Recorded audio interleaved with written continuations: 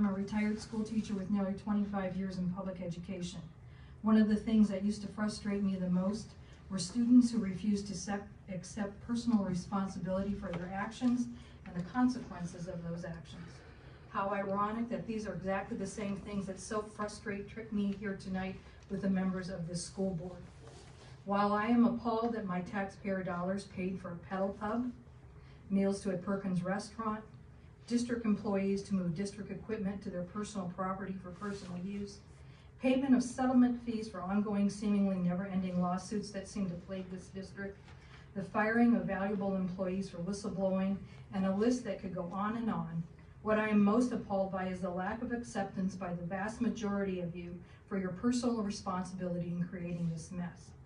Somehow you, the members of this board, believe that you have no culpability in these ongoing issues, problems, and divisive culture that festers today within this district.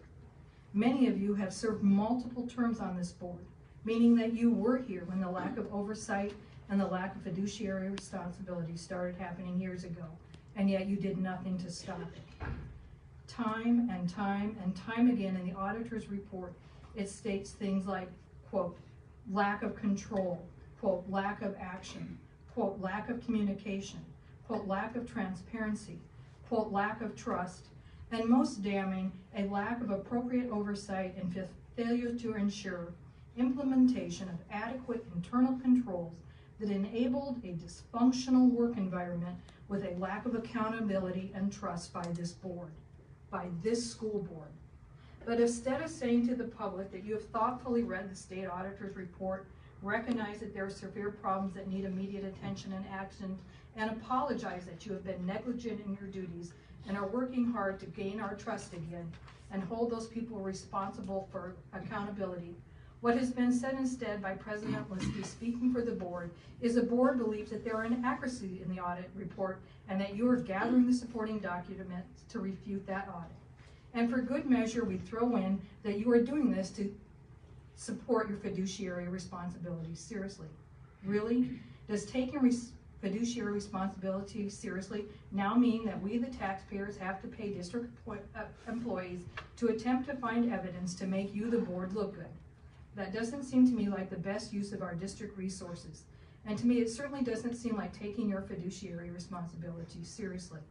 And more importantly, it shows to me that this board is more set on making excuses for their behavior than they are in fixing the problems. It is long past time for you to step up, accept responsibility, and truly do your job as school board members. This means not only taking your fiduciary responsibility seriously, but it means you need to start exercising your hiring and firing authority as well.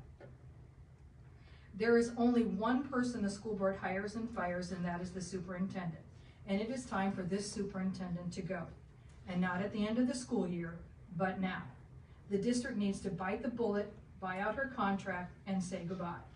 While many will argue she wasn't the superintendent when much of this was happening, she did serve as the associate superintendent at that time, and she was certainly aware of the ongoing problems when she took over the office as superintendent. Yet she did nothing to get rid of the person who was and continues to be so problematic for our district, the COO. As long as she is here, there will always be rumor and innuendo surrounding her actions. This district cannot afford that right now, and she needs to be done with this mess, and she needs to go. Right after she goes, the board needs to direct the district HR department to step up and start doing their job and fire the COO. And there's certainly more than enough evidence of his wrongdoing.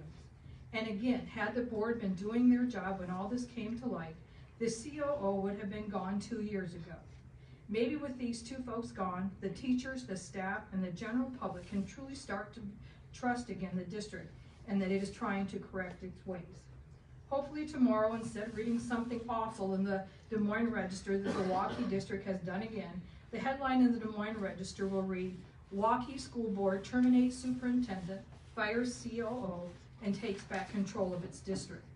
So members of the board,